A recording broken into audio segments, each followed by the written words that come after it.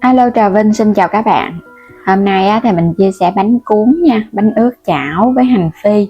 Bánh cuốn đơn giản mà ăn ngon, mình để cả ngày nó cũng không có bị khô cứng, dai dai mềm mềm. Với cách pha bột mới lạ này thì mình thấy các bạn sẽ rất là thích luôn. Bây giờ thì mời các bạn mình cùng xem luôn nha. Trước hết thì mình dùng ở đây 100g bột gạo, còn bên này là 50g bột năng cùng với 50g bột bắp, thêm chút xíu muối và nửa lít nước cho 200g bột nha. Hai loại bột mình dùng đây nè, các bạn dùng loại nào cũng được. Rồi mình sẽ cho 100g bột gạo vào trong thau, mình bắt đầu đi pha bột trước cho nó nở. 50g bột bắp cũng cho vào luôn, cùng với 50g bột năng hay là tinh bột của củ khoai mì, là bột mì tinh á. Thêm chút muối, nửa lít nước. Nếu mà thích cái bánh của mình nó mềm hơn chút thì mình dùng 600ml nước cũng được. Từ 500 đến 600ml nước cho 200g bột, tùy theo các bạn nha. Thích bánh dai hoặc là bánh dai mềm thì cái lượng nước có thể thay đổi chút xíu. Mình khuấy đều để yên cho nó nghỉ, để cho nó nở bột. Bây giờ mình đi lột phần hành tím để chút mình phi lên. Hành tím kết hợp với tỏi, hai loại luôn thì mình phi lên nó mới ngon, nó thơm. Còn dùng hành tím không thì nó cũng không được hấp dẫn lắm nha. Ở đây mình làm hành băm. Xong hết thì bỏ qua bên cái chén. Nấm mèo ngâm nở khoảng 2 tay cho nó nở mềm chút nữa, mình có thể sắc hoặc là mình xay cho nó nhuyễn.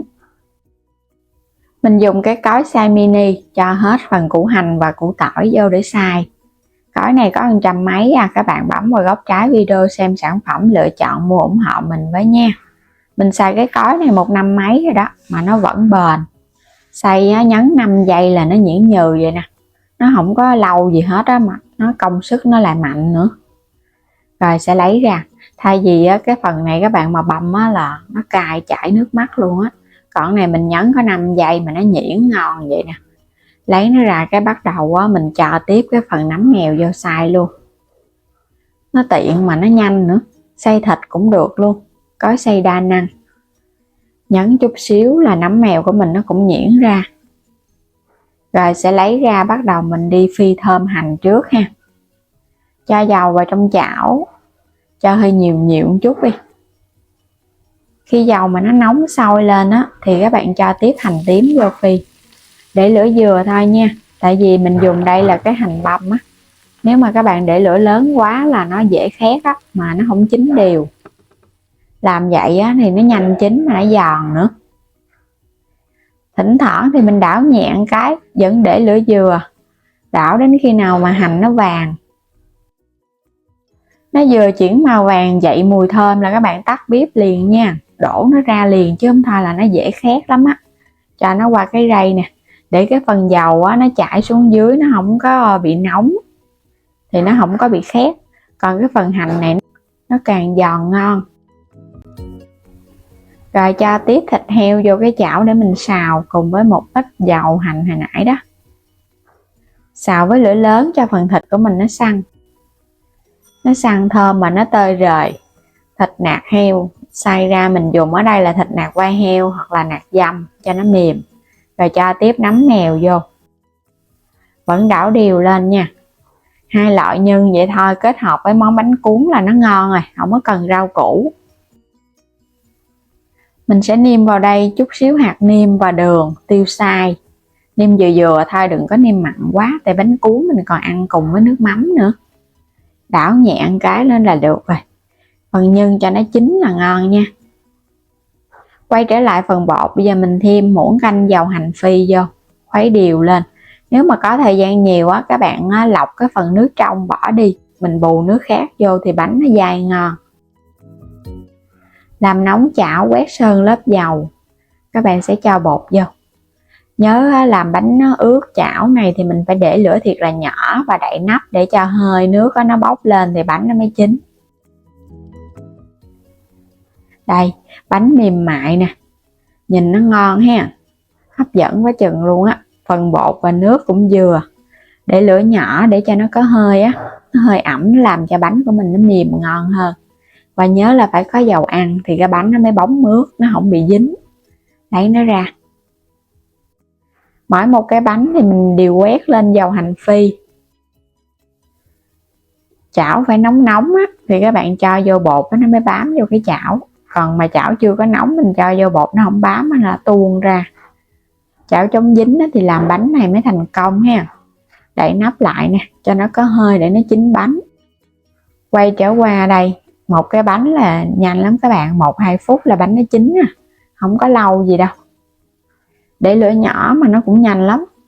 Đừng có để lâu quá là nó bị khô cái viền bánh nha. Cái bánh của mình nó cũng không ngon đâu. Mỗi một cái bánh thì mình cuộn nó lại, hoặc là các bạn có thể gói nhân vô rồi mình cuộn luôn cũng ngon, tùy ý thích à. Rưới cái dầu hành phi lên.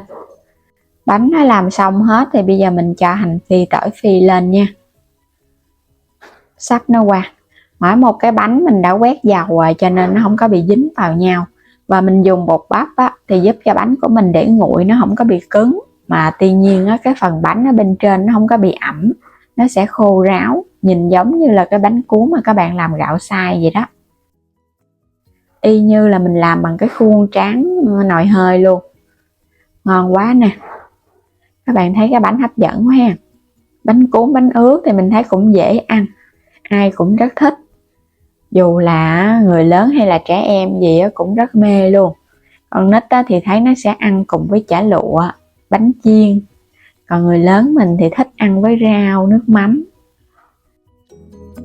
Bánh cuốn ngon thì không thể thiếu nhân, thịt nấm mèo, xào chín nó mới ngon nha. Còn ăn không thì nó hơi lạc quá. Có thêm chút thịt vô mà ăn nó ngon. Hoặc là thêm chả lụa, chả giò rồi đó, các bạn xắt nhỏ lên ăn nem chua nữa. Có cái gì thì có thể kết hợp cái đó nha. Bánh cuốn này không có kén đâu, có cái nào mình cho vô ăn cũng ngon hết á. Nhưng mà hôm nay mình chỉ đơn giản là ăn với thịt xào thôi. Cái bánh dai mềm nè, không hề bị bở. Dù là các bạn kéo dài nó ra nó vẫn không có bị bở. Bánh mà dai dai thì ăn nó mới ngon, chứ tráng ra mà nó bở mềm á là các bạn ăn đâu có hấp dẫn đâu. Mà mình để đến chiều nó càng bị rệu nữa. Còn cái này mình để đến tối luôn, nó vẫn y nguyên vậy nè, không có bị khô mà nó cũng không bị mềm xẹp. Bánh cuốn thì ăn cùng với nước mắm chua ngọt là hết sảy rồi. Và nước mắm là phải chua chua ngọt ngọt. Bánh làm ra y như là bánh tráng nồi hơi. Khi ăn mình cắt nhỏ rồi có thể chấm vào nước mắm ăn. Ăn nhiều quá thì mình chấm nhiều, hoặc là cho vào trong dĩa rồi mình chan thêm nước mắm cũng ngon luôn. Nước mắm này mình có củ kiệu nè, mình làm bằng cái củ kiệu hồi Tết pha đó, nên ngon lắm, nó thơm phức à. Ngon quá các bạn ơi. Ăn cái này một dĩa luôn á, cho nó đã nè. Khỏi cần ăn cơm luôn, no nê căng bụng, mà không có bị ngán nữa. Và bây giờ cảm ơn các bạn đã luôn theo dõi ủng hộ kênh, vui lòng like, đăng ký, chia sẻ những video ủng hộ mình nha. Và mời các bạn bấm vào góc trái video bấm xem sản phẩm, hoặc là bấm vào ảnh kênh, chuyển đến cửa hàng, lựa chọn nhiều sản phẩm mua ủng hộ mình. Xin chào tạm biệt, hẹn gặp lại các bạn ở những video tiếp theo.